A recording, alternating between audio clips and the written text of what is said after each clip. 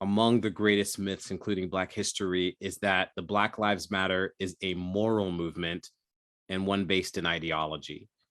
There is nothing moral or ideological. I don't know what the word is. Anyway, there's nothing moral about these movements. There is no moral high ground. They try to claim that they are interested in the lives, but in Baltimore City, where more than 1,000 people, mostly African American, were either killed or wounded, casualties that no military commander would ever accept in an active military combat scene. And yet we're seeing this happen to our elderly women, our young children.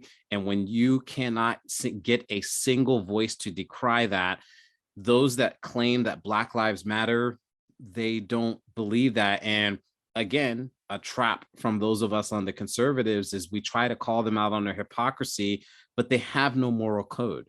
They have no moral standing. They have no ideology. Their allegiance is to Marxist politics.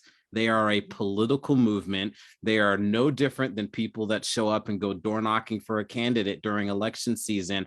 And the sooner we come to grips that the movements that spawn from the critical race theory are political and not moral, the sooner we can begin to push actual moral teaching, actual ideological appeals. And the reality is they know that they will lose the moral battle every time. They'll never engage you on a moral battle. They know they'll lose the ideological battle. We are Americans. We like freedom. We like liberty. They know they would lose every time. Always remember that critical theory and its accompanying message, and you can, and I say critical theory, and I do that on purpose because you will see critical race theory, you see critical sex theory, you see critical identity theory. There are all sorts of applications in which they take the same exact model with the single goal of disrupting the powerful United States system established and based on free market principles, and they want to supplant it and replace it with a Marxist socialist oriented